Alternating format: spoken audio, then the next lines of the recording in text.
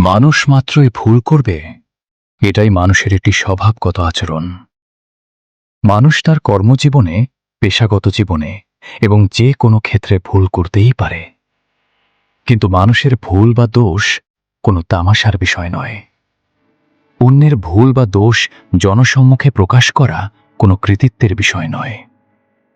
ইসলামে অন্যের ভুল, দোষ বা ত্রুটি গোপন রাখা এবং তা লোকচক্ষুর অন্তরালে সুন্দরভাবে সংশোধন করে দেওয়ার উপর অত্যন্ত গুরুত্ব দেওয়া হয়েছে।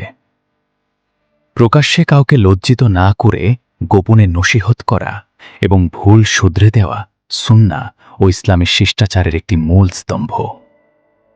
রাসূলুল্লাহ সাল্লাল্লাহু আলাইহি ওয়াসাল্লাম বলেছেন, যে ব্যক্তি অন্যের ভুল, ত্রুটি ঢেকে রাখবে, আল্লাহ কিয়ামতের দিন তার ত্রুটি ঢেকে রাখবেন।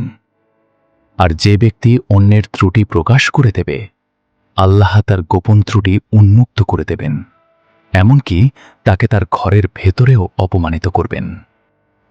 তাই প্রকৃতি ভালো মানুষ সেই, যার উদ্দেশ্য যেন অন্যকে ছোট করা বা নিজের জ্ঞান জাহির করা না হয়। কারণ জ্ঞান বা ক্ষমতা স্থায়ী নয় এবং তাহা আল্লাহর দ্বারা নিয়ন্ত্রিত।